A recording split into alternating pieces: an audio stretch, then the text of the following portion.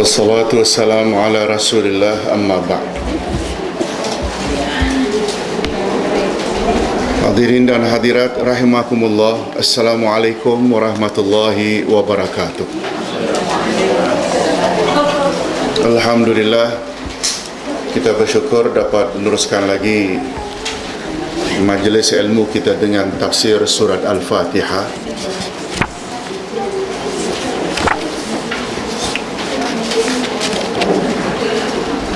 Yang baru kita tafsirkan separuh daripadanya, yaitu hingga ayat yang ke-3, Ar-Rahman Ar-Rahim.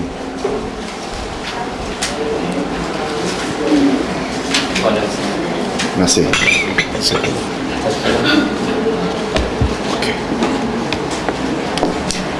Untuk mendapat keberkatan bersama, marilah kita baca sekali lagi surah secara lengkap.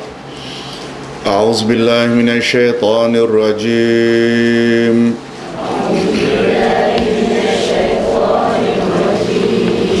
Bismillahirrahmanirrahim.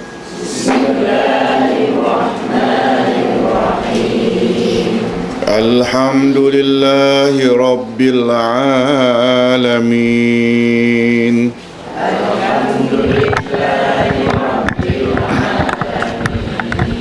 Ar-Rahmanir Rahim. Malik Yaumiddin.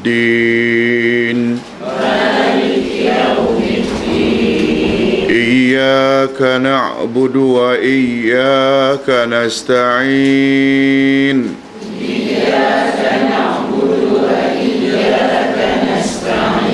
Ihdinas siratal mustaqim.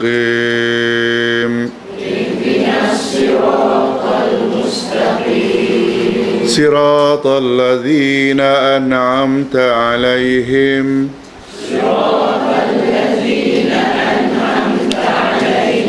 Ghairil maghdubi 'alaihim waladdallin.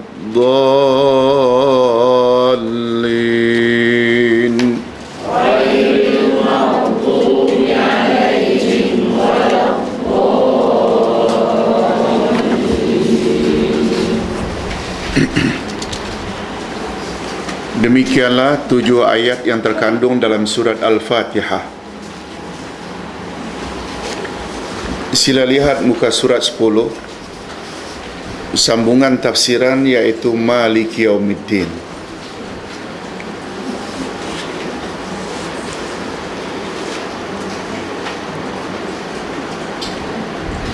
Hanya saja di dalam ilmu pendidikan, sebagaimana kita sama-sama maklum, sebelum kita mula pelajaran baru, kita perlu kepada saksi, iaitu ulang balik sebentar tentang pelajaran yang telah berlalu. Yang pertama tentang Al-Fatihah, pembahasannya isti'azah, mohon perlindungan Allah dari gangguan syaitan. Sepakat ulama mengatakan ia bukan bahagian dari surat Al-Fatihah.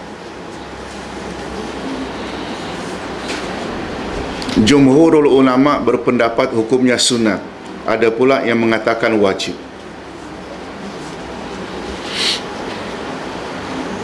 Dalam salat ada 2 pendapat, ada yang mengatakan ia perlu dibaca pada rakaat pertama sahaja. Pendapat kedua, A'udzubillahi minasyaitonirrajim, perlu dibaca pada setiap rakaat. Yang berpendapat cukup dibaca sekali karena melihat semua bacaan dalam salat seolah-olah satu bacaan. Sementara yang berpendapat setiap rakaat kita baca A'udzubillah sebelum Al-Fatihah, karena mereka melihat setiap rakaat adalah bacaan yang berasingan.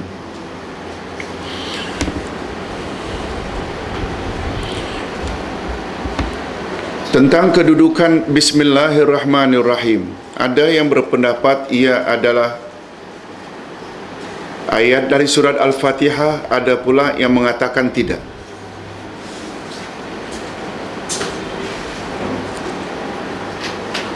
Imam Asy-Syafi'i antara lain berpendapat ianya adalah salah satu ayat dari surat Al-Fatihah. Adapun yang lain mengatakan bahawa ia bukan bahagian dari surat Al-Fatihah.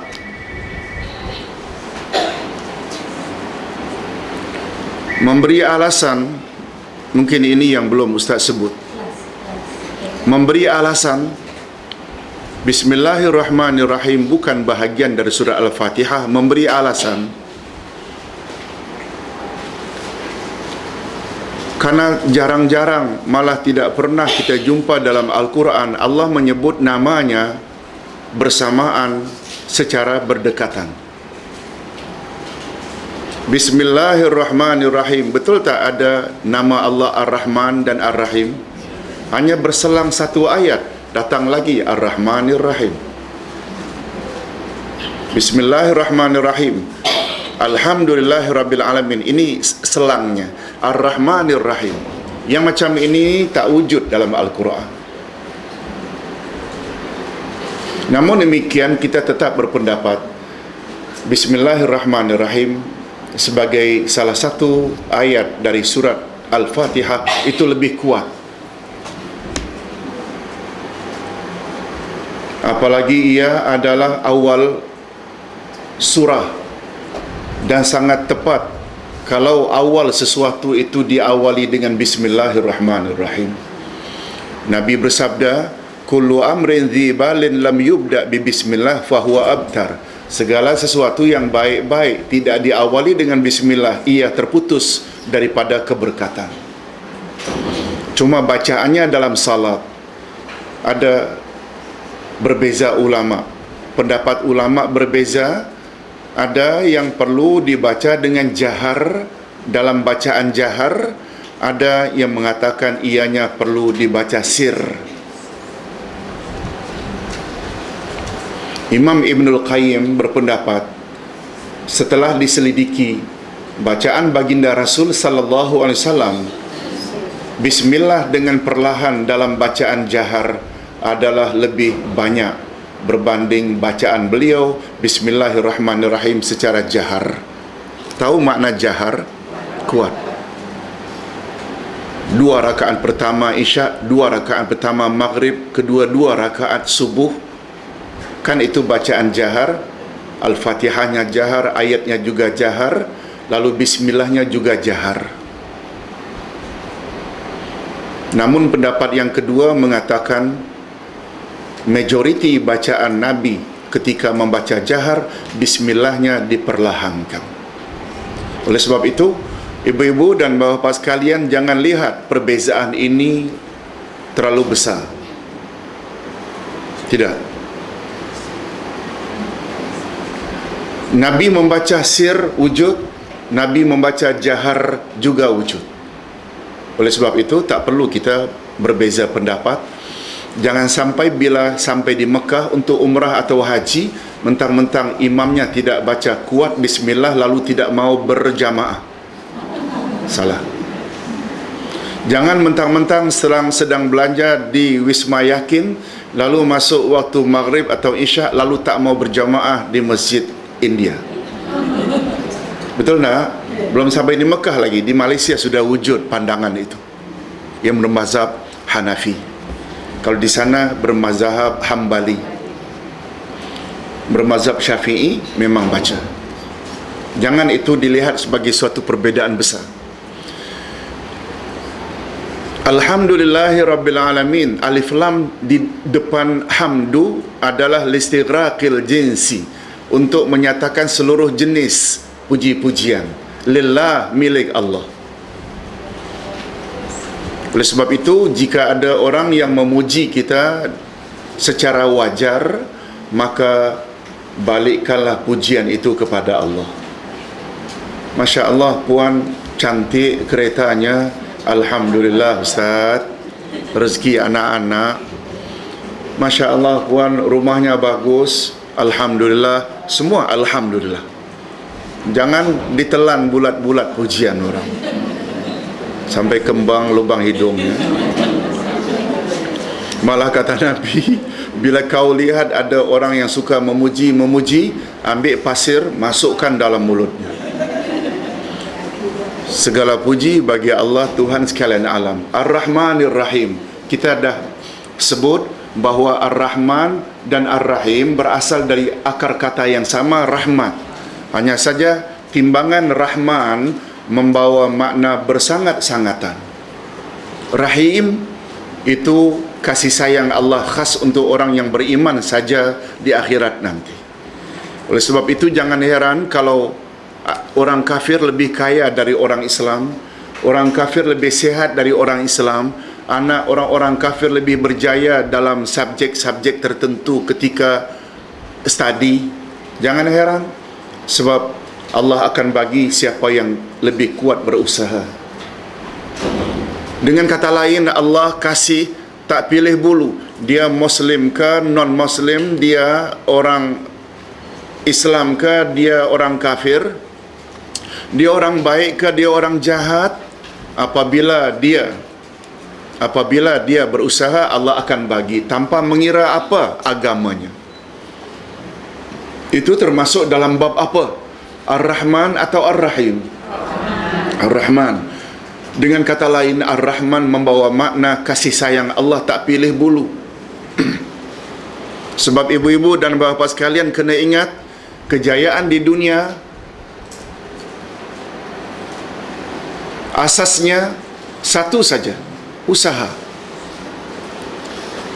Tetapi kejayaan di akhirat selain usaha, ia perlu kepada iman, perlu kepada niat, dan niat pula perlu kepada keikhlasan. Tetapi di dunia, siapa yang usaha lebih, dia akan dapat lebih. Walaupun dia tidak ada iman, walaupun dia tidak ada niat, walaupun niatnya nyata-nyata jahat, dia akan berjaya. Contoh sangat banyak. Tapi untuk mendapat kejayaan di akhirat, niat perlu. Walaupun Rasul sallallahu alaihi wasallam berjanji dalam hadis riwayat Abu Dawud, sekali kamu attend kelas, ganjarannya sama dengan salat sunat 1000 rakaat. Okey, kita sama-sama attend kelas, tapi nawaitu kan berbeza. Kita tak tahu, nampaknya sama, tapi barangkali di akhirat ganjarannya tak sama. Kita lihat orang setiap hari Jumaat memenuhi masjid untuk salat Jumaat. Memang nampaknya mereka salat Jumaat, tapi ganjaran yang mereka perolehi di sisi Allah sama tak? Tak. Pertama niat, yang kedua khusyuk atau tidak khusyuk, yang ketiga tumak ninah ke tidak, bacaan, semua diambil kira oleh Allah Azza wa Jalla di akhirat nanti. Baik. Adapun rahim, iaitu kasih sayang Allah di akhirat sahaja, hanya untuk orang beriman. Orang kafir tak akan dapat rahmat Allah di akhirat. Baik, sekarang kita sambung pelajaran baru, iaitu tolong ikuti, Malik Yaumiddin.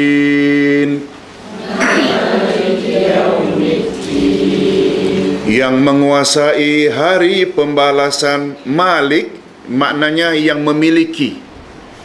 Ada dua cara membaca ayat di atas, Malik atau Malik. Kedua-dua cara bacaan tersebut sahih. Malik Yaumiddin, ini biasa dibaca. Tapi juga kalau ada yang baca ma-nya pendek, Maliki Yaumiddin, sebagaimana Malikin Nas, kan pendek. Qul a'udzu birabbin nasi malikin nas, bukan malikin nas. Karena Malik berasal dari kata al-milk, iaitu milik atau kepunyaan. Sedangkan Malik dengan memnya pendek berbaris di atas berasal dari kata al-mulk, iaitu kerajaan dan kekuasaan.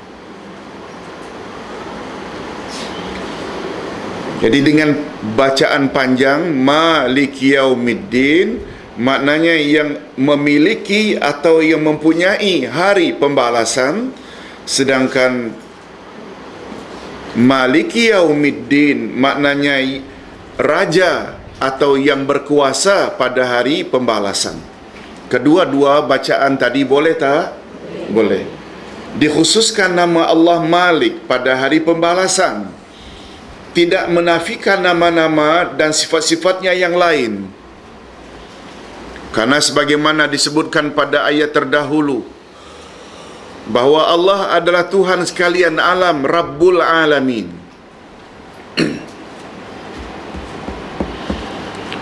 Kita telah sebutkan kaedah perkataan Rabb. Bila menggunakan alif lam, dia khas untuk Allah sahaja. Tapi apabila Rabb disandarkan kepada makhluk, boleh dengan makna yang merujuk kepada Allah, boleh dengan makna yang merujuk kepada makhluk. Rabbul Alamin, dia merujuk kepada siapa? Tuhan sekalian alam. Kepada siapa? Rabbul Ghanam, ana Rabbul Ghanam, saya pengembala kambing. Rabb di sana tak boleh dikatakan Tuhan kambing, tapi pengembala kambing. Ana Rabbul Ibil, saya pengembala onta. Kaum ibu dalam pasport di tanah Arab, kalau sebagai suri rumah dipanggil Rabbatul Bait, bukan Tuhan rumah, tapi suri rumah. Tetapi kalau Rabb itu menggunakan alif lam, dia khas untuk Allah. Ustaz buat contoh doa yang digalakkan oleh Nabi agar dibaca antara qabliyah subuh dengan salat subuh.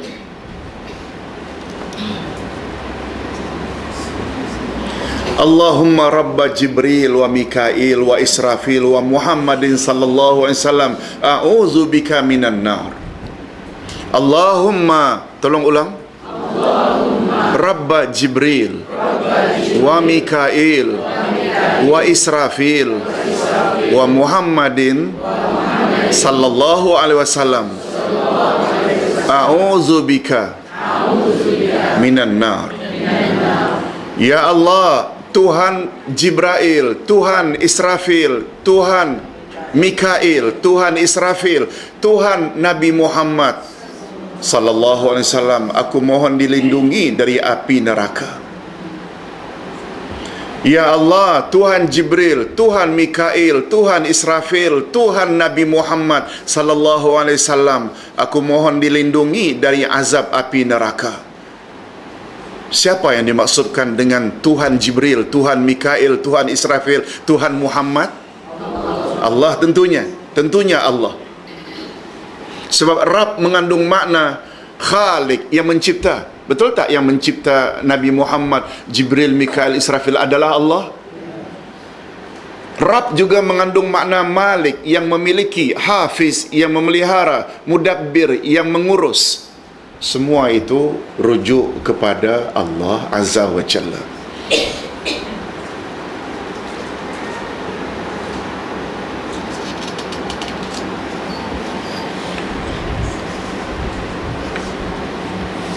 Allah Subhanahu wa taala dikatakan pada awal surat Al-Fatihah sebagai Rabbil Alamin, iaitu Tuhan sekalian alam. Alamin adalah bentuk plural dari alam. Oleh sebab itu, sebagaimana alam yang kita maksudkan alam jin, alam malaikat, alam kubur, alam rahim, alam dunia, alam akhirat, alam fauna, alam flora, semua itu milik siapa? Jadi dia dinamakan Rabbul Alamin. Dari ungkapan Rabbul Alamin inilah akhirnya muncul Tauhid Rububiyah, iaitu keyakinan kita Allah lah yang mencipta, memiliki, mentadbir, memelihara, mendidik, mengasuh seluruh alam.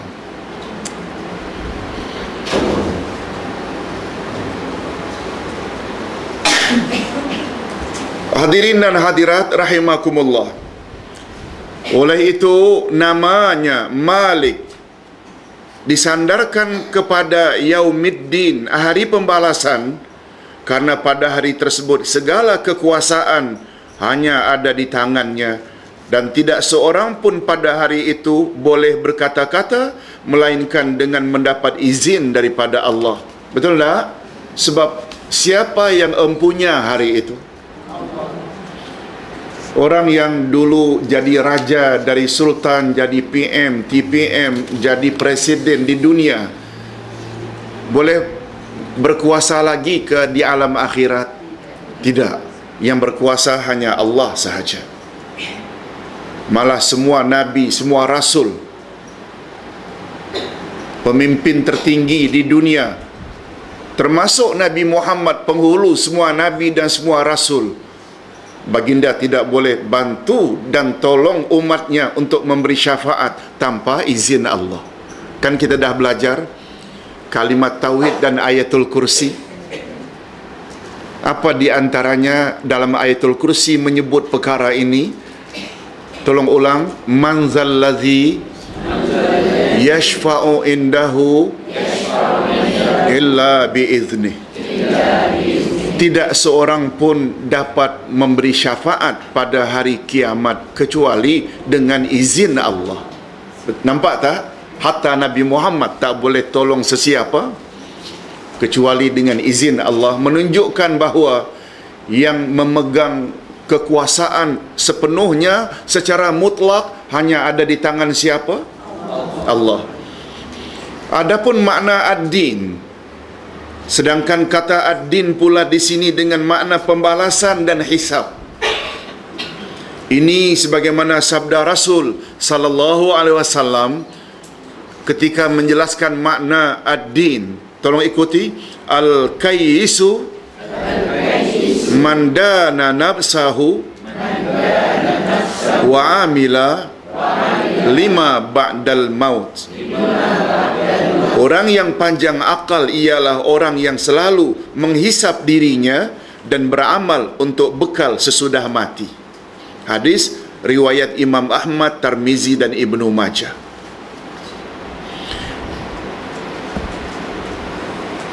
Al-Kayyis maknanya orang yang panjang akal, orang yang pintar, orang yang bijak. Ini sama dengan sabda Nabi. Pada satu hari Nabi tanya, Ayyul mu'minina akyas? Orang beriman yang manakah yang panjang akal, yang bijak, yang pintar? Para sahabat tidak dapat jawab, dan secara sopan mereka jawab, Allahu wa rasuluhu a'lam. Apa maknanya? Hanya Allah dan Rasulullah yang lebih mengetahui. Lalu Nabi pun explain. Tolong ikut.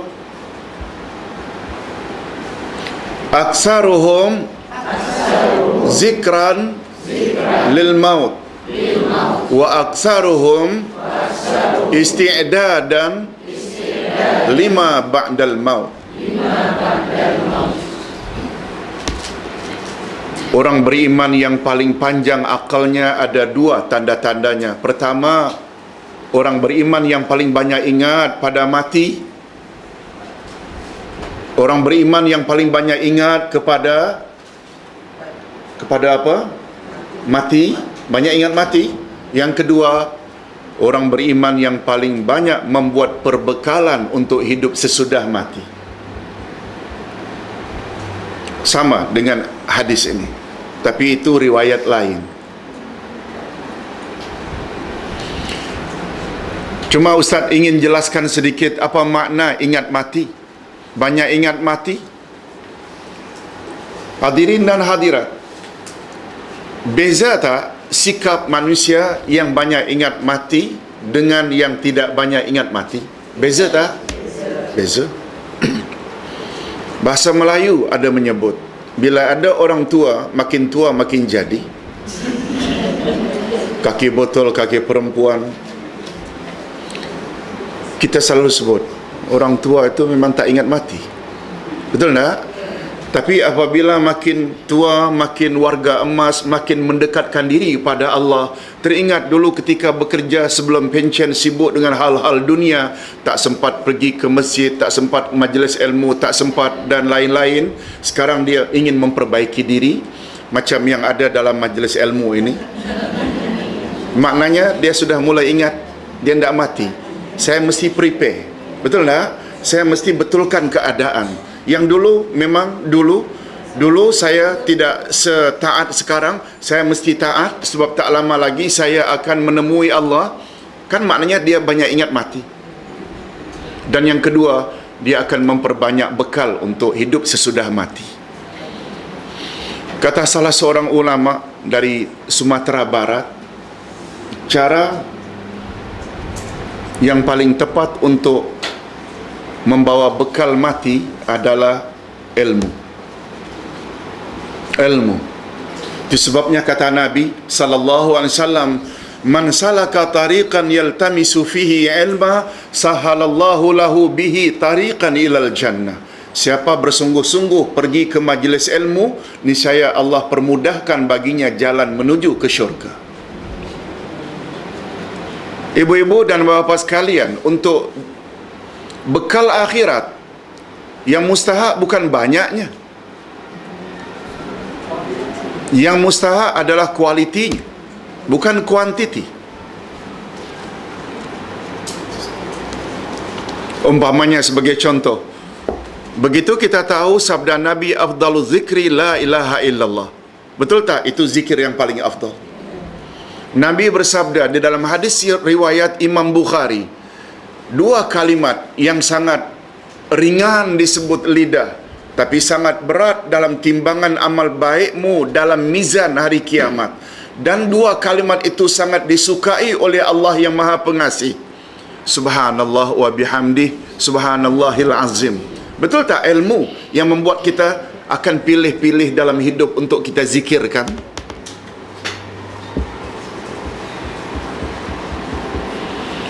Dengan kata lain, bila kita beramal ikut cara amal Nabi Muhammad sallallahu alaihi wasallam, itulah yang paling tinggi kualitinya.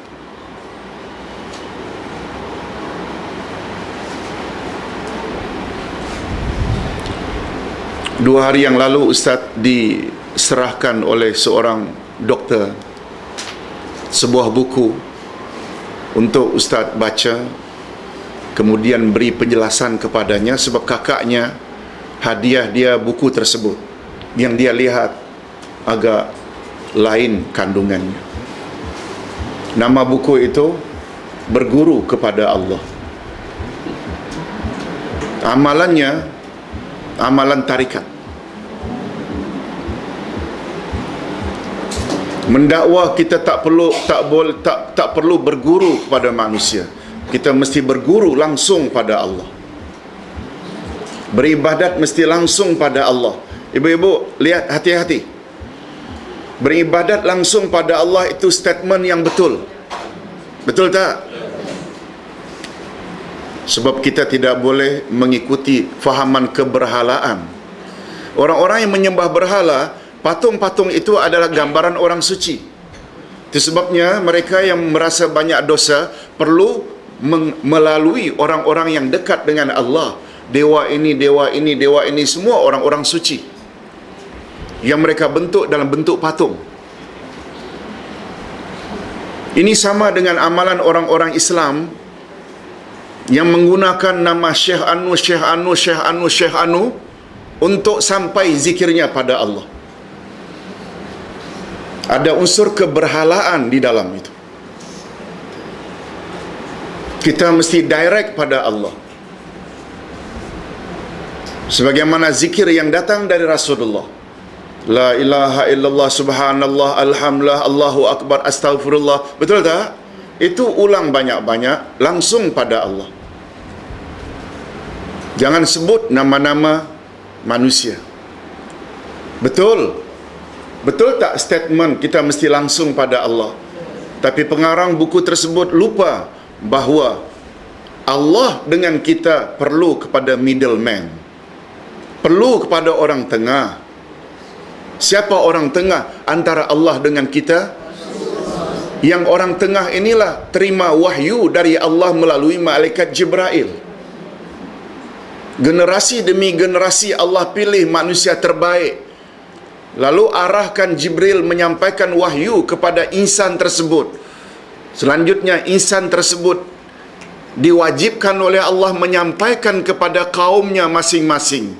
Sebagaimana firman Allah pada ayat 69 Al-Maidah, Ya ayuhar rasul balligh ma unzila ilaika min rabbik. Wahai rasul, sampaikanlah apa yang telah diturunkan kepada engkau dari Tuhanmu. Apa yang diturunkan Allah kepada rasul? Wahyu tentunya. Jangan kata Quran sahaja. Sebab Nabi Isa Injil namanya, Nabi Musa sebelumnya Taurat namanya, dan nabi-nabi yang lain semua ada wahyu yang kemudian rasul berkenaan berkewajiban menyampaikan kepada umat masing-masing. Matlamat kita dicipta oleh Allah untuk mengabdikan diri kepadanya, iaitu taat. Dan taat pula ada dua macam, buat suruhan dan jauhi larangan. Boleh tak kita mengetahui dengan sendirinya kehendak Allah, apa yang Allah suka dan apa yang Allah benci? Tak. Kita hanya tahu melalui lisan rasulnya. Oleh sebab itu bagi kita umat akhir zaman, ingin salat, ingin puasa, ingin haji, ingin tawaf, ingin sa'i, perlu tak mengikuti contoh Nabi Muhammad sallallahu alaihi wasallam? Nah, berguru kepada Allah merasa tak perlu ini semua, dan mereka dapat tahu melalui ilham. Bisikan halus dibagi hanya dua. Ini juga keliru. Sebenarnya tiga. Bisikan halus melalui Jibril kepada Rasul dan Nabi namanya wahyu. Bisikan halus dari malaikat kepada insan namanya ilham, yang bukan bertaraf Nabi dan Rasul. Sedangkan bisikan halus dari syaitan namanya waswas. Dia tidak sebut-sebut waswas. Kononnya apabila ia berzikir akan dapat berkomunikasi langsung, berinteraksi langsung dengan Allah. Badan mula gemetar, lalu berzikir sampai tidak sadarkan diri. Ini yang mereka namakan dengan berguru kepada Allah. Hadirin dan hadirat, hati-hati bila ada buku ini, tebal, lebih kurang 300 muka surat, seharga RM28, dikarang salah seorang dari Indonesia dan sudah dicetak di Malaysia di bawah judul apa tadi? Berguru kepada Allah. Hadirin dan hadirat rahimakumullah. Ustaz ulang sekali lagi. Mukmin mukminat yang bijak, kata Nabi, ada dua dia punya ciri-ciri. Pertama, paling banyak ingat kepada mati. Maksud paling banyak ingat pada mati, itu sebabnya kata Nabi, kuntu nahaitukum an ziyaratil qubur wal an fazuruha fa innaha tuzakkirukumul maut. Dulu aku larang kamu ziarah kubur, sekarang ziarahlah kubur, karena ziarah kubur mengingatkan kamu kepada mati. Wanita boleh ziarah kubur tak? Ulama berbeza pendapat, tapi pahaman sederhana boleh, asal jangan kerap. Sebab Siti Aisyah pernah tanya, Ya Rasulullah, kalau saya ziarah kubur, apa yang patut saya lakukan? Nabi ajar, bacalah Assalamualaikum ya ahlal kubur wa inna bikum insyaallah lahiqun. Kalau tak boleh, betul tak awal-awal lagi Nabi tak akan ajar? Siti Aisyah pernah ziarah kubur Nabi.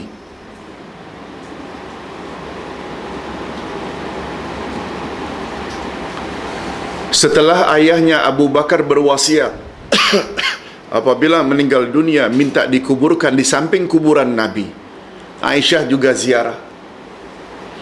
Tapi komen Aisyah, setelah Umar Ibn Khattab berwasiat apabila beliau meninggal dunia, beliau juga dikuburkan di samping Abu Bakar, lalu dikuburkanlah bertiga. Komen Aisyah, setelah Umar dikebumikan di samping ayah dan suamiku, aku setiap ziarah akan menjaga auratku, sebab Umar bukan mahramku. Dapat faham maksudnya? Boleh tak disimpulkan itu memberi isyarat Aisyah pun ziarah kubur? Cuma adanya hadis laknatullahi ala zawara, Allah melaknat kepada wanita yang terlalu kerap ziarah kubur. Kekerapan itu, zawarat itu mengandung makna terlalu kerap. Baiklah hadirin dan hadirat, itu nanti akan kita bahas pada buku 2 Akidah Ahlus Sunnah wal Jamaah ketika membahas ziarah kubur. Dan yang kedua, jadi maksud ingat kepada mati, maksudnya bukanlah ingat mati. Tidak. Bila berhadapan dengan makanan yang lezat macam mana pun, dia tidak akan masuk ke mulutnya walau bagaimanapun lapar, kecuali ia pastikan bahawa makanan itu halal. Betul tak? Ada makanan yang enak, ada yang makanan yang kurang enak. Tapi yang ini, yang kurang enak ni halal. Dia lebih memilih yang halal walau kurang enak. Mengapa dia enggan makan yang enak ini kalau dia tahu itu haram? Sebab dia ingat Nabi bersabda, kullu lahmin nabata minal haram fannaru awla bihi. Setiap daging yang tumbuh hasil dari pemakanan yang haram, nerakalah tempatnya yang lebih utama. Betul tak? Itu semua membuat dia akhirnya lebih memilih yang halal. Ada tak sikap manusia bila berhadapan dengan makanan pokoknya sedap, pokoknya sumbat? Ini maknanya yang dia ingat hanya dunia, yang dia ingat hanya perut, yang dia ingat bukan. Itu maksudnya orang yang panjang akal. Contoh panjang akal yang paling mudah, anak-anak bila diberi obat yang pahit, dia meronta-ronta tak mau. Tapi orang tua, warga emas dikasih umpamanya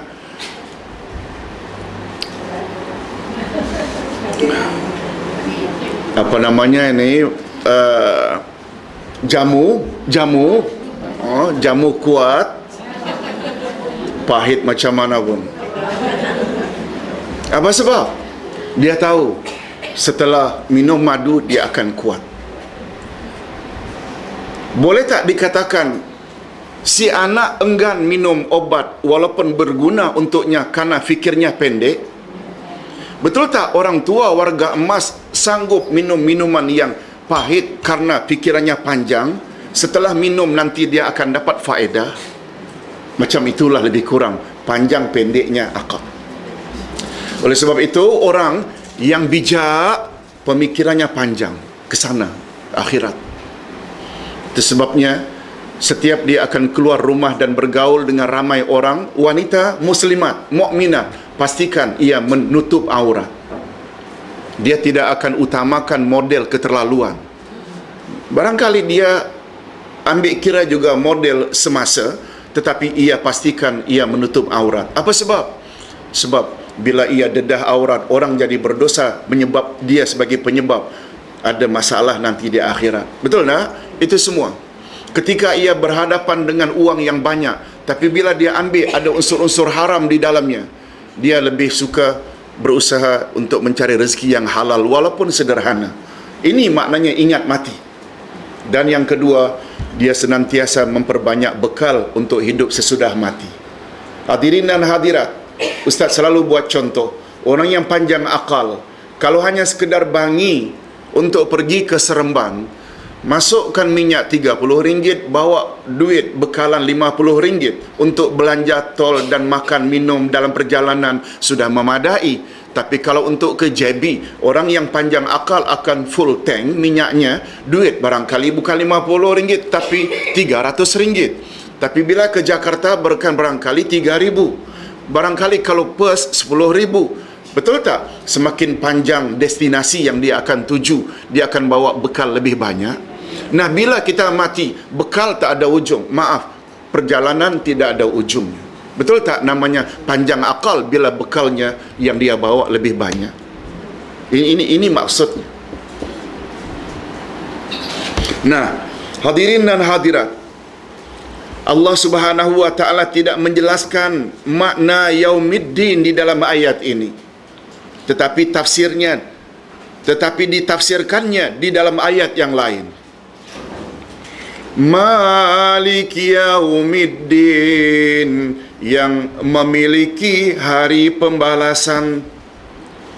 Nah, sekarang pertanyaannya, mengapa nama Allah yang 99 itu Rahman, Rahim, Alim, Basir, Sami, Mutakallim, Jabbar, Mutakabbir, Malik? Mengapa Allah pilih Malik untuk diletakkan di depan Yaumiddin? Kan itu pembahasan kita. Hadirin dan hadirat, tafsiran yang paling tepat kata Syekh Muhammad Amin Asy-Syangqiti di dalam tafsirnya Adwa'ul Bayan adalah ayat terakhir dari surat Al-Infitar. Tolong ikuti. Kalau tidak tahu apa itu Yaumiddin sebenar, ini dia.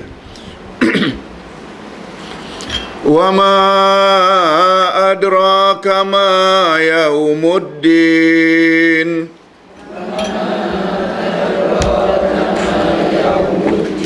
Summa ma adraka ma yaumuddin.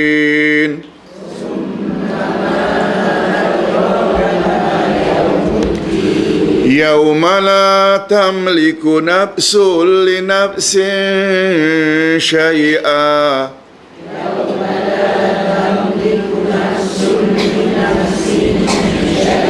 Wal amru yauma idzil lillah. Tahukah kamu apakah hari pembalasan itu? Sekali lagi, tahukah kamu apakah hari pembalasan itu? Yaitu hari ketika seseorang tidak berdaya sedikit pun untuk menolong orang lain, dan segala urusan pada hari itu dalam kekuasaan Allah. Ini yang disebut dalam ilmu tafsir, Quran ditafsirkan oleh Quran. Tafsir Quran adalah tafsir yang paling tinggi kualitinya. Allah yang bikin istilah, Allah pula yang explain makna istilah itu. Sebelum ini, belum, kita akan jumpa nanti apa makna siratal mustaqim. Dia akan dijelaskan oleh ayat-ayat yang lain, membuat kita tak ragu lagi. Itulah dia makna sebenar dari ayat tersebut. Baru yang kedua, bila ayat Quran ditafsirkan oleh hadis Nabi. Baru yang ketiga, ayat Quran bila ditafsirkan oleh aqwalus sahabah, iaitu pendapat sahabat-sahabat Nabi.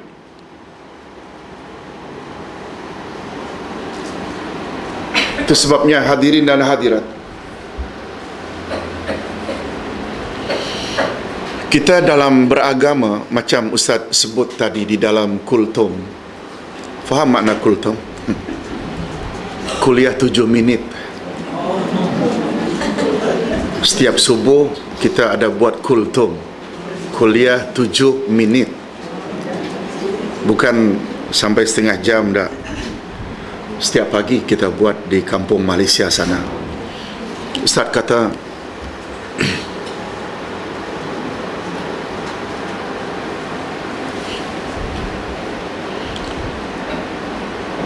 kita mukminin mukminat no choice. Tak ada pilihan, tidak ada alternatif. Dalam hidup ini, mesti patuh Allah dan patuh Rasul. Betul tak? Mematuhi Allah dan Rasul mesti mengatasi segala-galanya. Walau terhadap mak bapak, walau terhadap mana-mana pemimpin, sama ada umara, pemimpin yang mengatur hal-hal keduniaan, atau ulama. Itulah sebenarnya kehendak daripada dua kalimah syahadat. Masih ingat ibu-ibu dan bapa-bapa sekalian, rukun dua kalimah syahadat ada 3. Ucap dengan lidah, yakini, benarkan dengan hati tanpa ragu Allah Tuhan kita, Muhammad Rasul kita, dan yang terakhir, yang ketiga apa dia? Laksanakan dengan anggota. Betul tak asyhadu alla ilaha illallah menuntut kita agar taat Allah? Betul tak bila syahadat kedua diucap, wa asyhadu anna Muhammadar Rasulullah, ucapan di mulut itu yang dibenarkan dalam hati Muhammad Rasul kita, mesti kita laksanakan atau menuntut kita agar taat kepada Nabi Muhammad.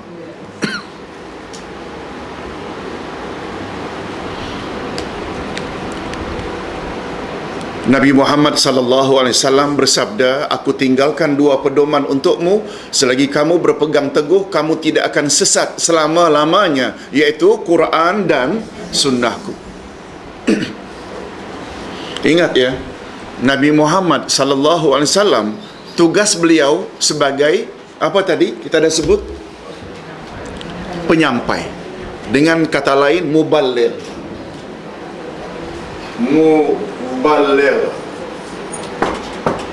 Muballigh. Apa makna muballigh? Orang yang menyampaikan. Mubayyinun.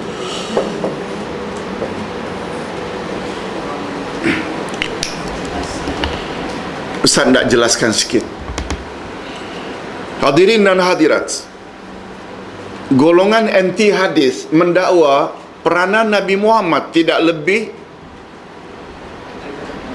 kecuali sekedar menyampaikan sahaja. Mereka gunakan istilah Muhammad itu tak ubahnya bagaikan postman. Postman. Dari ibu pejabat bawa surat lalu dimasukkan di kotak pos masing-masing rumah, address.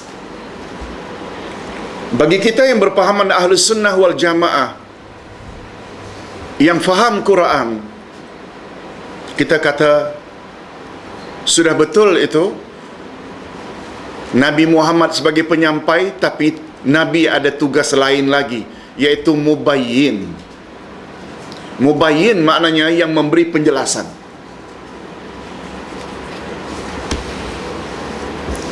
Kalau ini kita boleh lihat di dalam surat Al-Ma'idah ayat 69. Kalau ini pula kita boleh lihat dalam surat An-Nahlu ayat 44. Tolong ikuti ayat 69 dari surat Al-Ma'idah. Ya ayyuhar rasul, balligh ma unzila ilaik min rabbik.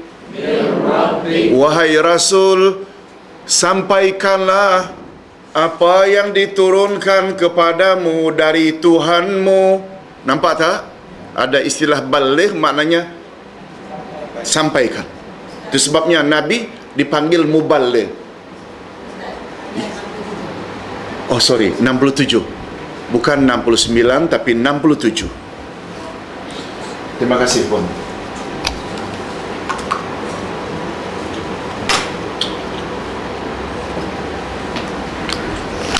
Ayat 44 An-Nahlu pula, tolong ikuti.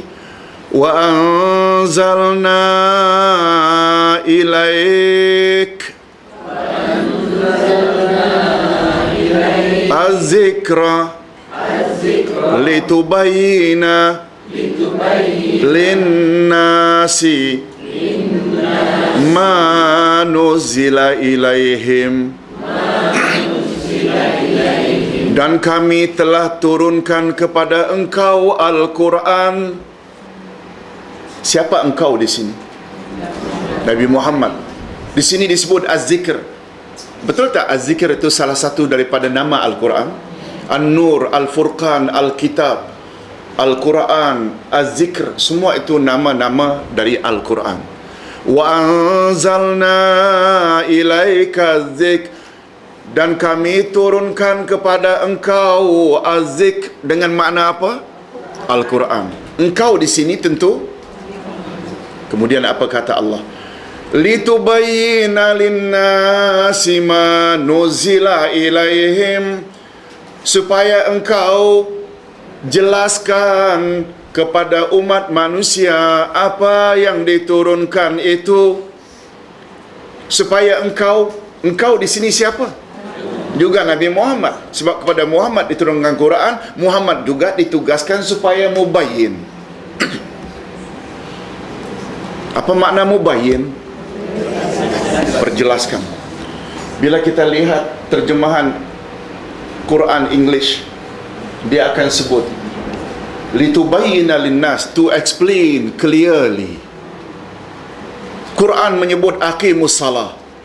Macam mana kita dapat tahu? Begini angkat tangan, begini letak tangan, rukuk, sujud di atas 7 anggota, apa yang patut kita baca ketika qiyam, apa yang patut kita baca ketika tahiyat, bagaimana memberi salam, kemana kita mesti menghadap ketika salam pertama dan kedua.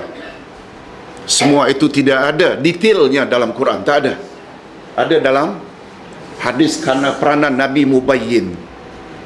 Ini yang pengarang buku berguru pada Allah tadi itu, dia tidak faham ini. Betul tak? Wa atimmul hajja wal umrata lillah, sempurnakan haji dan umrah semata-mata karena Allah. Hanya ini ayat tentang haji dalam Quran. Adapun ayat lain,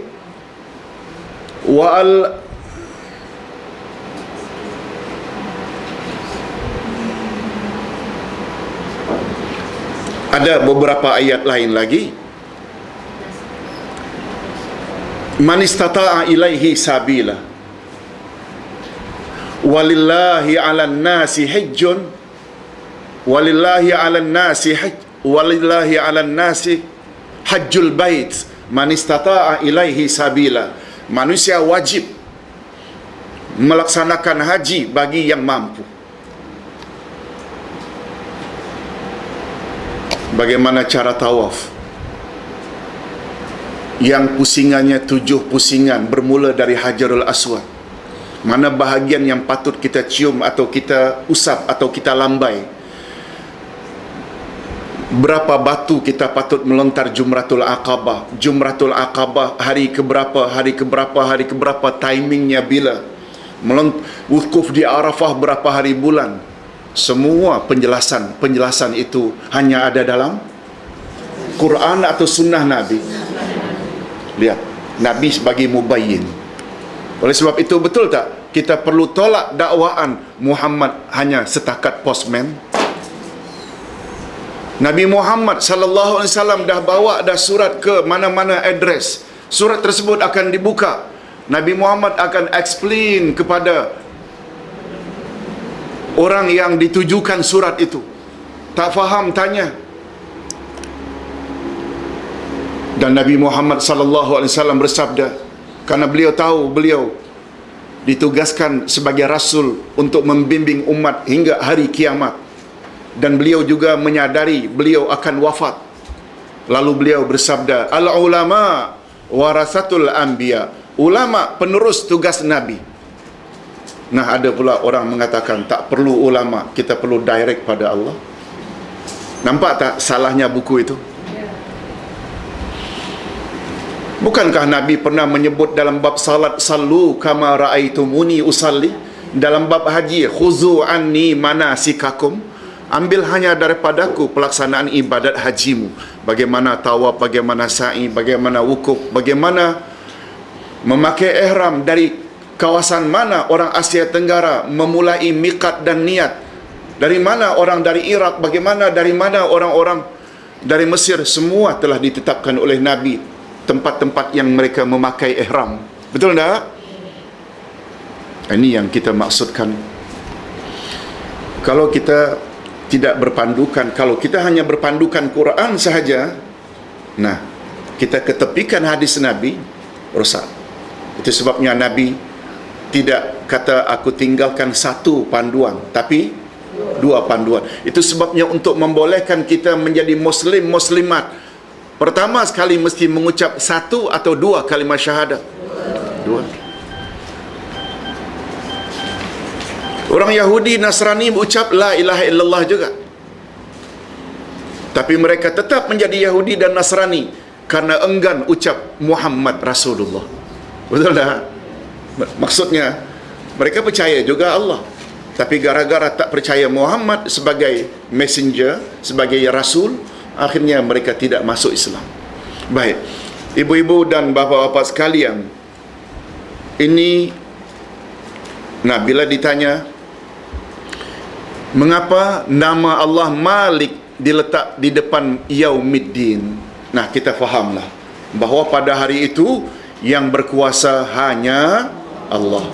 Dari ayat inilah yaumala tamliku nafsun li nafsin, sehingga orang Melayu namakan, selalu kan hidup di sana kita nanti nafsi-nafsi, mengambil ayat inilah nafsun li nafsin syai'a. Tiap diri tak boleh bantu diri yang lain, termasuk tak mak bapak pada anak, anak-anak terhadap ibu bapa, suami terhadap isteri, isteri terhadap suami, semua tak boleh saling bantu-membantu, kecuali jika dapat izin Allah yang disebut dengan syafaat. Namun demikian, nampak bagi kita yang paling berkuasa ketika itu hanya, nah, kalau Ustaz bawa dari angle lain, di sana ada mahkamah tak? Siapa yang paling berkuasa dalam mahkamah itu? Allah. Sebagai apa? Hakim. Alaisallahu biahkamil. Siapa yang Allah akan panggil untuk jadi saksi bagi amalan umat? Guru tarikat kah? Wali-wali tertentu kah? Imam-imam mazhab kah? Dah. Rasulullah. Umat Nabi Ibrahim, Ibrahim akan dipanggil. Untuk memeriksa amalan umat Nabi Nuh akan dipanggil. Sebagaimana firman Allah dalam surat Al-Ahzab ayat 45. Tolong ikuti. Ya ayyuhan nabi, inna arsalnaka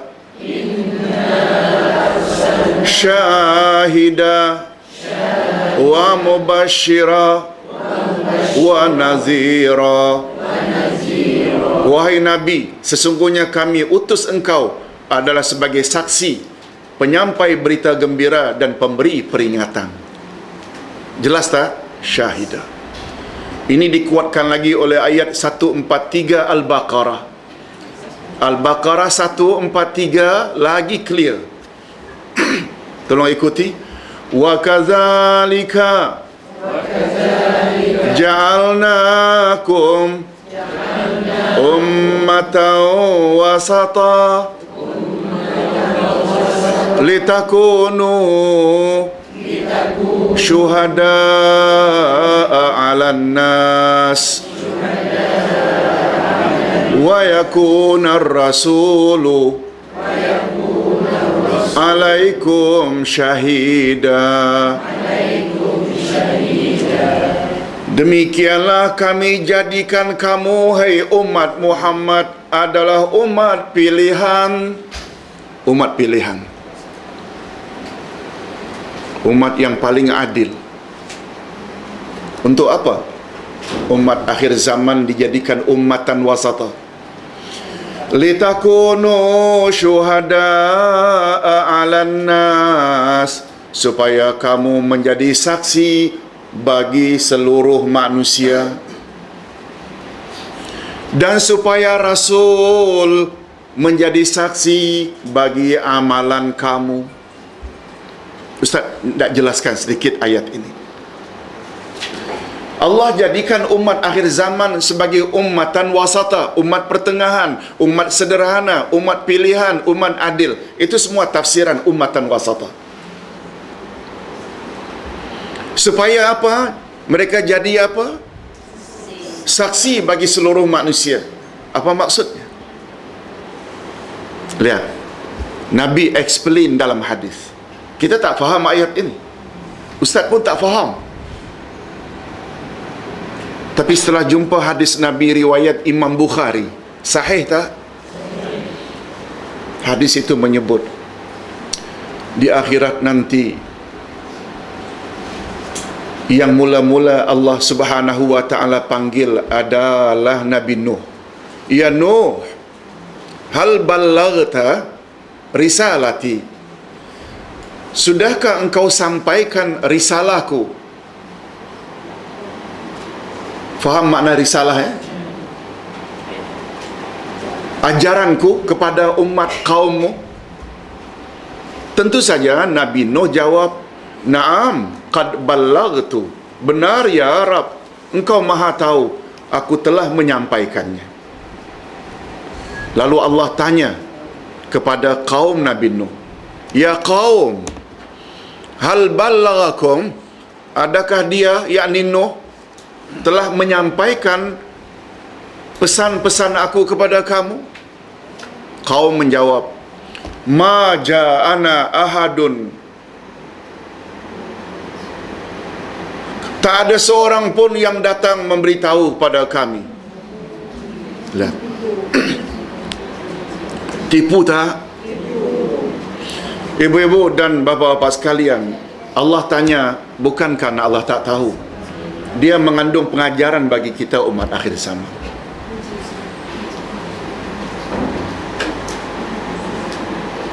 Lalu Allah kembali bertanya kepada Nuh, "Ya Nuh, siapa gerangan yang engkau ingin aku panggil untuk jadi saksi bagi pihakmu?" Nabi Nuh jawab, "Muhammad dan umatnya." Lihat jawaban Nabi Nuh siapa? Lalu Nabi Muhammad dan umatnya kita dipanggil oleh Allah. Apa kata kamu, hai Muhammad? Apa kata kamu, hai umat Muhammad tentang Nuh? Dia ada sampaikan pesan-pesan aku kepada kaumnya atau tidak?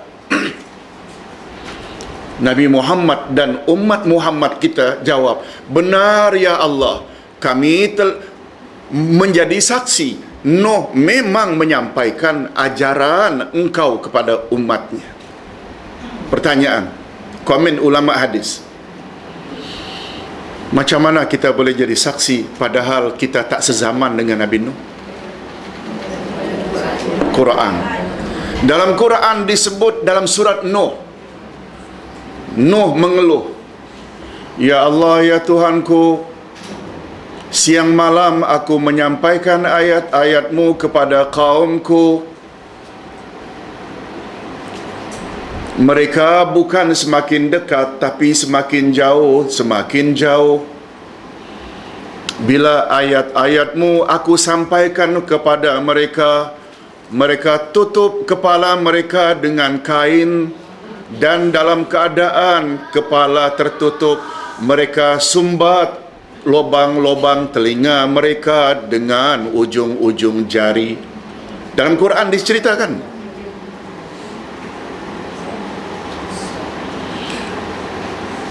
Diceritakan Nabi Nuh telah berdakwah 950 tahun siang malam. Dalam hadis disebut bahawa pengikut Nabi Nuh hanya 83 orang. Ibu-ibu, mengapa kita mampu jadi saksi bagi Nabi Nuh? Quran cakap begitu. Segala berita dalam Quran la raiba fi, tak ada yang boleh diragukan. Betul tak? Membuat kita yakin dengan seyakin-yakinnya walaupun tak sezaman dengan Nabi Nuh.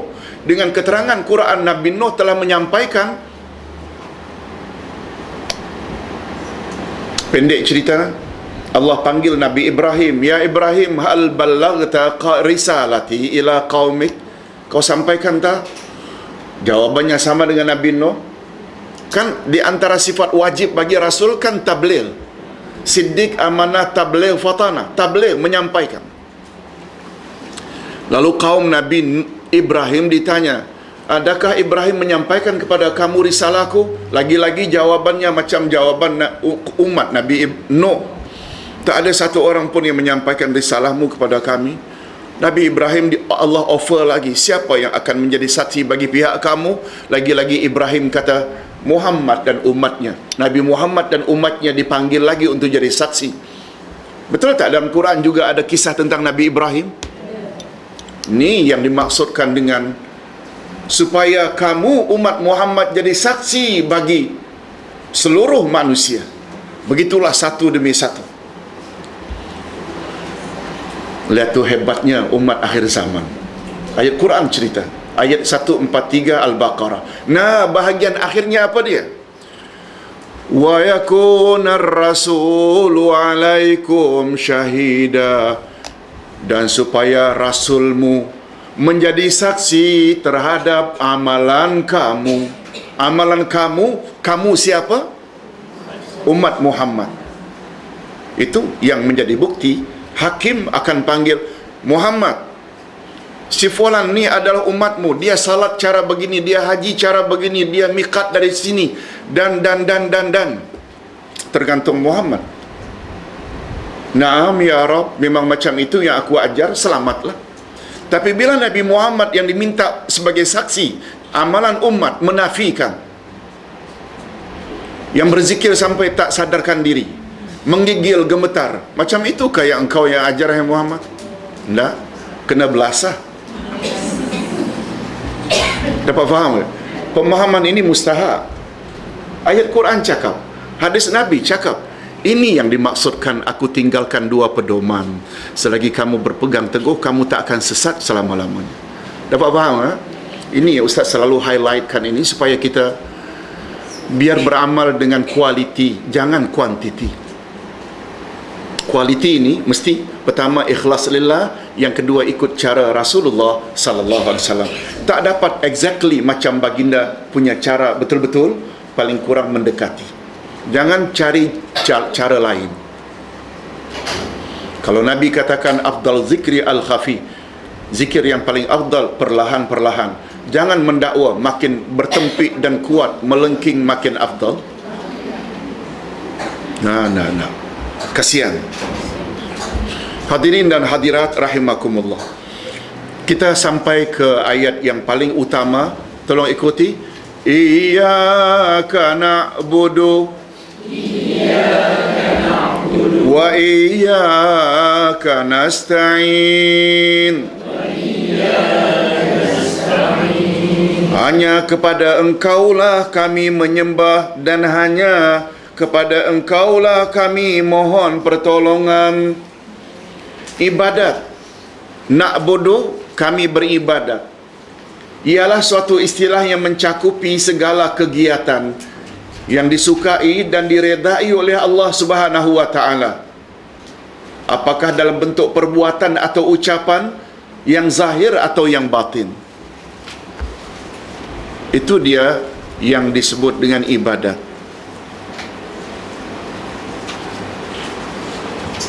Kalau tak salah, minggu lalu kita ada belajar ibadat am, ibadat khas. Betul tak? Jadi ibadat am ini segala aktiviti dalam hidup asal mengharap reda Allah. Termasuk tak attend kelas macam ini sebagai ibadat? Suami pergi ke tempat kerja dengan tujuan mencari rezeki yang halal untuk melaksanakan perintah Allah menyara anak isteri. Ibadat tak? Ibadat. Luas makna ibadat.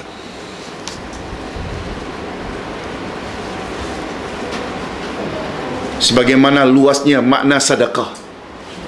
Amar ma'ruf nahi mungkar sedekah. At-takbiru sedekah. At-tahlilu sedekah. La ilaha illallah, Allahu akbar, subhanallah, semua itu sedekah.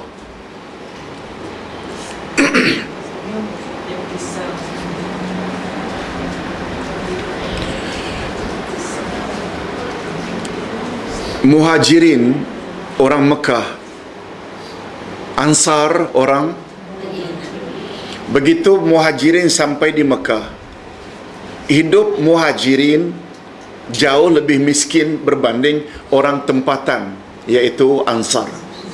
Karena mereka berhijrah sembunyi-sembunyi. Ada rumah tak boleh dibawa, ada toko kedai tak boleh dibawa, ada binatang ternak tak boleh dibawa, ada kebun korma tak boleh dibawa. Akhirnya menyelamatkan akidah sebatang kara. Akhirnya mereka tinggal di Madinah dalam keadaan miskin berbanding orang tempatan. Lalu muhajirin memberanikan diri tanya, "Ya Rasulullah, kami cukup jealous, cemburu dengan orang-orang Ansar. Mereka dengan harta yang ada, mereka boleh bersedekah ini dan itu. Kami tak ada apa-apa untuk kami bersedekah." Coba dengar apa jawaban Nabi. "Jangan bimbang. At-takbiru sadaqah." Bila kamu ucap Allahu Akbar, itu pun dah ada nilai sedekah.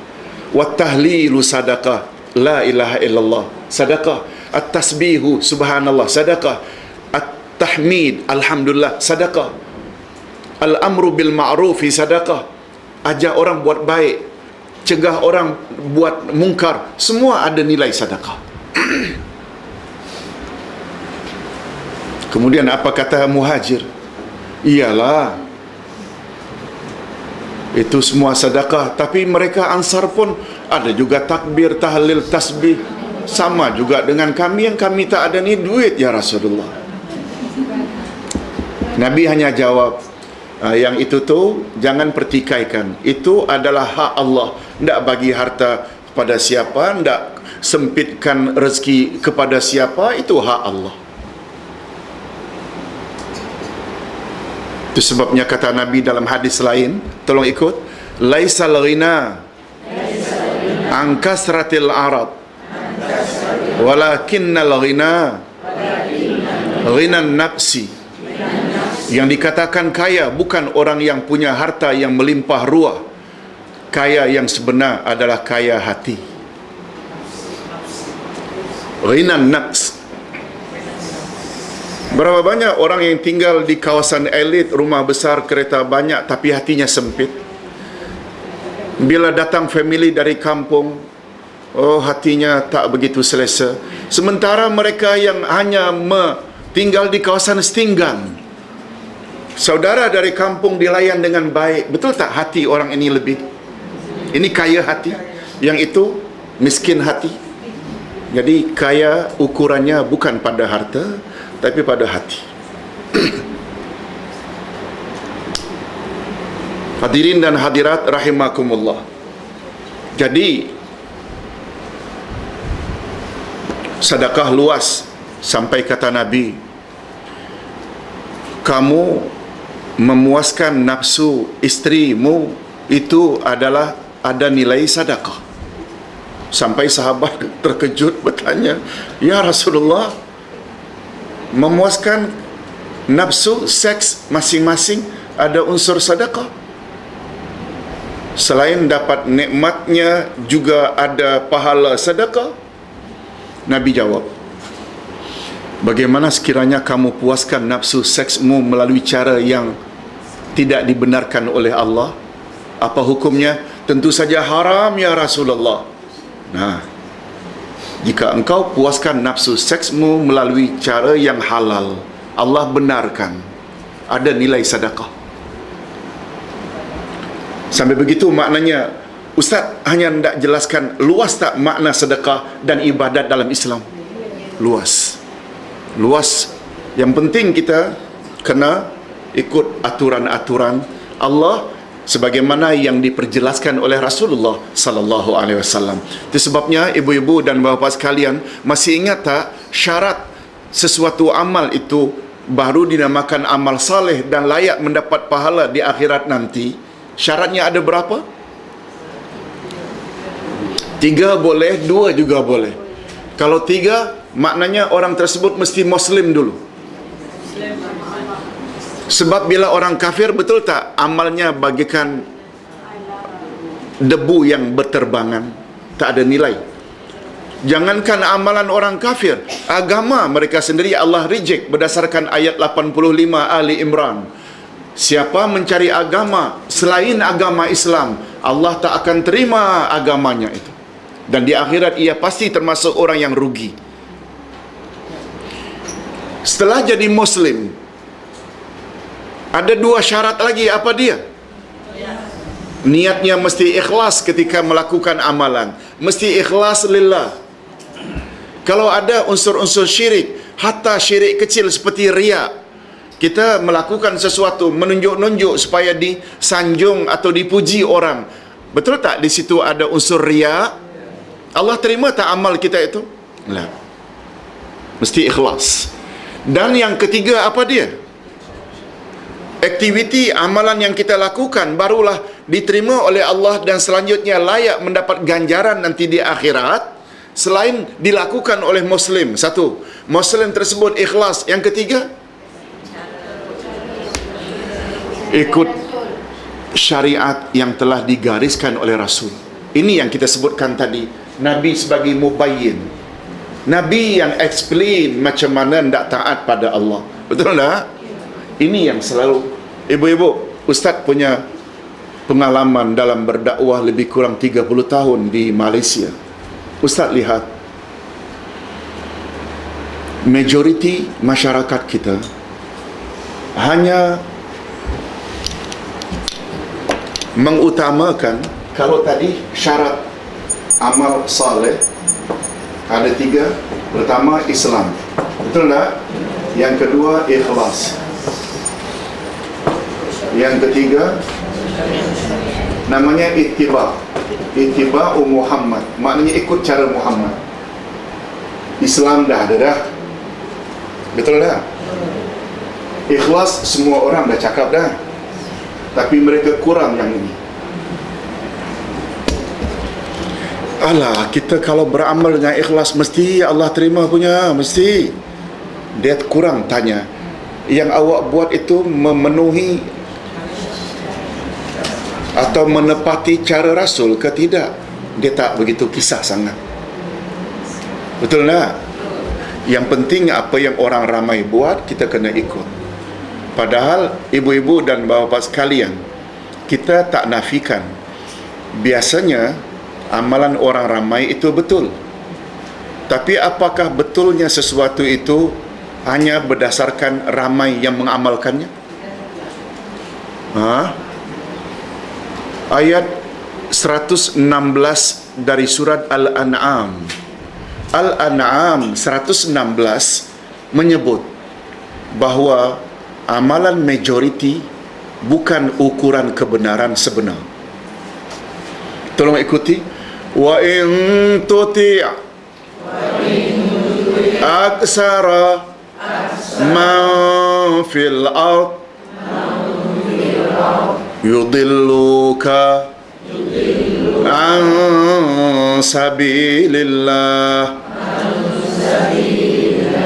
Jika kamu mematuhi kebanyakan manusia di atas muka bumi, niscaya mereka akan menyesatkan kamu daripada jalan Allah. Begitu clear ayat itu. Boleh tak Ustaz simpulkan majoriti bukan ukuran sebenar sesuatu itu hak atau benar? Ustaz selalu gunakan istilah begini. Biasanya amalan orang ramai adalah betul. Biasanya.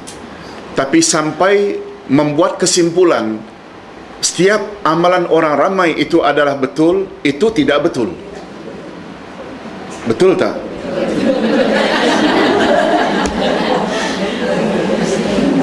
Biasanya amalan orang ramai adalah betul. Tapi sampai berkesimpulan setiap amalan orang ramai itu pasti betul, itu tidak betul. Betul tak? Betul macam mana ni? Setuju tak? 50 tahun yang lalu, setiap hari Rabu terakhir bulan Safar, berduyun-duyun mati mandi Safar. Tanjung Bidara ke Teluk Kemang ke Morib ke, mana-mana pantai penuh, termasuk Tuan Imam Bilal noja sekali, sampai kosong masjid. Imam-imam sibuk buat wafak. Tahu wafak? Ayat Quran untuk berenang di bawahnya. Yang tak mampu pergi tepi pantai, masukkan dalam tempayan, mandi airnya supaya buang sial, kesialan bulan Safar, terutama Rabu terakhir. Betul tak lama-kelamaan sudah habis? Menunjukkan bahawa amalan orang ramai tak semestinya benar. Setelah para ulama kita, para ustaz kita dedahkan bahawa itu amalan ada unsur syirik, bila mendakwa bulan Safar itu bulan yang sial, yang boleh membawa malapetaka, hari Rabu, sampai dibawalah hadis Yaumul Arbi'a Yaumun Nahsin, hari Rabu adalah hari nahas. Tak tahu hadis apa itu? Hadis palsu. Hadis palsu. Dibawa pula hadis macam-macam. Ibu-ibu, kebenaran ialah segala yang datang daripada Allah, yang dibawa oleh Rasulullah. Betul tak? Ayat 147 Al-Baqarah. 147 Al-Baqarah. Tolong ikut. Al-haqqu min rabbik. Al-haqqu min rabbik. Fala takunanna minal mumtarin. Kebenaran adalah segala yang datang dari Tuhanmu. Oleh sebab itu janganlah kamu ragu-ragu lagi. Yang datang dari Allah termasuk tak Al-Quran? Yang datang dari Rasulullah termasuk tak Nabi Muhammad? Walaupun tak semua hadis Nabi kita boleh ambil. Yang Ustaz baca baru sebentar, mereka kata hadis juga. Itu bukan hadis. Betul tak? Hadis ada sahih, ada hasan, ada daif, lemah, ada palsu. Yang ini ni hadis palsu. Termasuk kita kena betulkan minda mindset kita. Waladuz zina la yadkhulu dal jannah. Waladuz zina la yadkhulul jannah. Anak zina tak akan masuk syurga. Hadis palsu. Di mana letak keadilan Allah bila baby yang tak bersalah itu tak layak masuk syurga? Yang perlu dihumbankan mak bapaknya. Betul tak?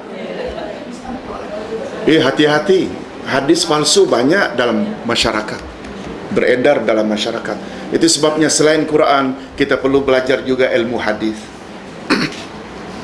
Hadirin dan hadirat rahimakumullah. Jadi berbalik kepada ayat, Iyyaka na'budu wa iyyaka nasta'in. Kepada Engkau kami beribadat dan hanya kepada Engkau kami memohon pertolongan. Ini menunjukkan bahawa ibadat mesti ditujukan hanya kepada Allah sahaja. Ini menunjukkan bahawa permohonan mesti ditujukan pada Allah sahaja.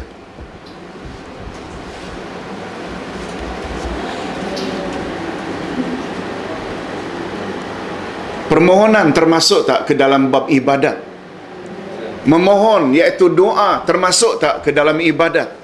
Ibu-ibu dan bapa sekalian, ibadat ada berapa macam? Dua. Am dan khas. Yes, itu satu angle. Dalam angle lain, ada ibadat lidah, ada ibadat hati, ada ibadat harta, ada ibadat badan. Ada berapa semua? 7. Ibadat hati seperti cinta, ikhlas, sabar, tawakal, takut, harap. Kita dah belajar dah dalam ilmu akidah. Betul tak? Ibadat lisan, doa, zikir, baca Quran, isti'azah, a'udzubillahi minasyaitanirrajim, tilawah Al-Quran, itu lidah. Termasuk doa tak? Yes, ini ibadat lidah. Sedekah, nazar yang melibatkan harta, itu namanya ibadat harta. Termasuk zakat tak? Fitrah ke zakat harta? termasuk ibadat harta dan ibadat badan, termasuklah salat, puasa, haji, umrah, tawaf, sa'i, ukuf di Arafah. Semua itu adalah ibadat-ibadat badan. Semua ada 4. Ibadat hati, ibadat lidah, ibadat harta, ibadat badan, dan ada yang menambah satu lagi, iaitu ibadat gabungan harta dan badan, iaitu haji dan umrah. Selain badan mesti dihadirkan di tanah suci, badan yang tawaf ini, yang sa'i ini, yang wukuf, mesti badan, dan tak boleh sampai di sana tanpa ongkos, tanpa biaya. Nah, sekarang persoalannya, mengapa setelah menyebut iyyaka na'budu wa iyyaka nasta'in, kepada engkau kami beribadat dan kepada engkau kami berdoa? Bila itu yang ditanya, hadirin dan hadirat, ini yang di dalam kaedah bahasa Arab, bila yang menyambung bahagian daripada yang disambung, maka penyambungan itu memberi makna adalah bahagian terpenting daripada yang disambung. Apa ni sambung menyambung? Boleh faham? Belum? Tolong ikuti firman Allah, hafizu ala salawati wassalatil wusta, peliharalah salatmu dan salat asar. Betul tak asar itu salah satu dari salat yang 5? Subuh, zuhur, asar, maghrib, isya. Mengapa? Peliharalah salatmu yang 5 dan salat asar. Yang menyambung, jika bahagian daripada yang disambung menunjukkan yang menyambung yang terpenting daripada yang disambung. Zuhur, asar, maghrib, isya, subuh, yang paling penting asar. Itu maksudnya. Tolong ikuti dalam surat Al-Qadar, tanazzalul malaikatu warruh fiha biizni rabbihim min kulli amr. Turunlah di malam Lailatul Qadar malaikat-malaikat dan roh dengan izin Tuhan mereka untuk mengatur segala urusan manusia. Ketika Nabi ditanya apa maksudnya roh setelah al-malaikah, Nabi jawab Jibril. Bukan roh orang mati. Sebab apalagi ayat itu mengatakan turun. Kalau roh nenek moyang dalam kubur kan maknanya bangkit. Bukan turun, bangkit, naik. Nah, di sini lagi kekeliruan orang-orang kita. Kononnya di malam tertentu pada bulan Ramadan roh balik. Nah, ini semua karut. Yang betul itu, roh dalam Al-Quran ada 2 makna. Roh dengan makna nyawa dan roh dengan makna Jibril. Roh dengan makna nyawa kita boleh lihat pada ayat 85 dari surat Al-Isra. Tolong ikuti. Yas'alunaka 'anir ruh qulir ruhu min amri rabbi wa ma utitum minal ilmi illa qalila.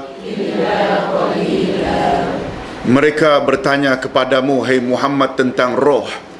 Katakan saja, roh adalah urusan Tuhanku, sebab kamu tidak diberi ilmu kecuali sedikit sekali.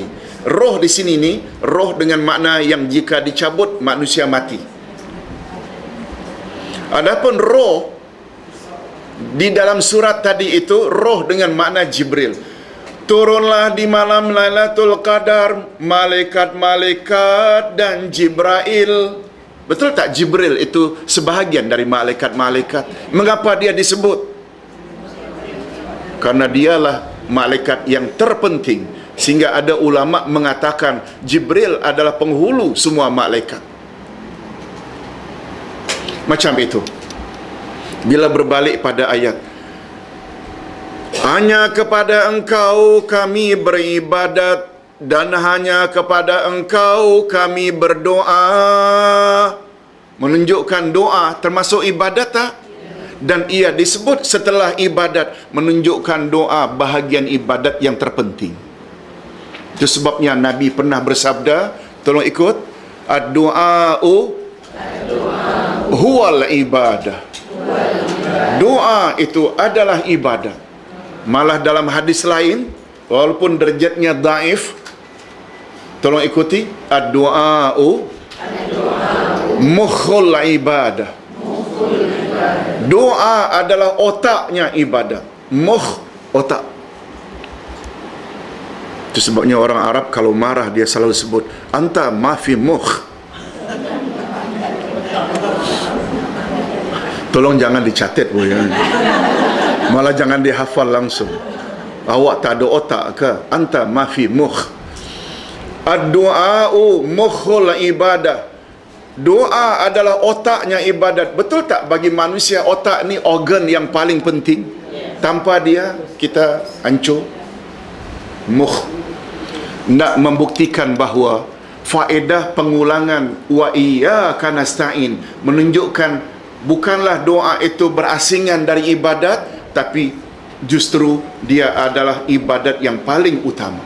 Oleh sebab itu bila minta hati-hati. Boleh terjadi tak syirkut doa? Yes. Umpamanya orang yang ada di Madinah hari ini ziarah kubur Nabi, memberi salam dan selawat, langsung meminta pada Nabi, ya Rasulullah, berilah kami syafaatmu di akhirat nanti. Boleh tak? Tak boleh. Sebab itu maknanya dah memohon bukan kepada Allah. Bukan maknanya memohon syafaat tak boleh. Tapi kalau bunyi doa itu, ya Allah, ya Tuhanku, masukkanlah aku ke dalam golongan orang-orang yang layak mendapat syafaat Nabi Muhammad di akhirat nanti. Boleh tak? Boleh. Maknanya itu doa pada Allah.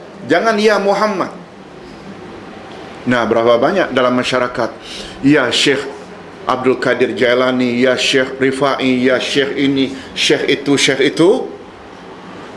Terhadap Nabi Muhammad bila minta saja boleh syirik. Sebab Muhammad bukan Allah. Apalagi orang yang di bawah minta dilindungi dari malapetaka. Orang Melayu selalu sebut selisih malaikat 44. Kalau nak minta macam yang Ustaz sebut tadi di antara qabliyah subuh dengan subuh, Allahumma Rabba Jibril wa Mikail wa Israfil. Bukan minta pada Jibril, Mikail, Israfil, Muhammad, bukan. Ya Allah, ya Tuhanku, Tuhan Jibril, Tuhan Mikail, Tuhan Israfil, ya Allah, Tuhan Muhammad. Maknanya Allah. Kan kita tadi sebut kaedah Rabb. Wahai Allah, Rabb maknanya yang mencipta, yang memiliki, yang mentadbir. Kan maknanya Allahumma Rabba Jibril wa Mikail wa Israfil wa Muhammadin.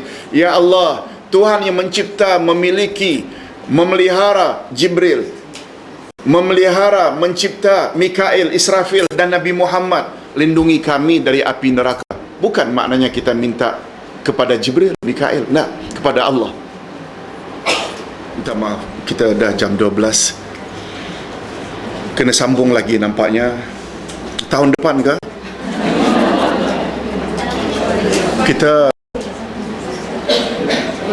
Kita cuti minggu depan. Tak. Ustaz tak mau mengganggu cuti ibu-ibu dan bapa dengan anak-anak. Bagusnya kita cuti. Ingin buat kelas ke? Berapa orang ingin buat kelas? Coba tengok. Ramainya.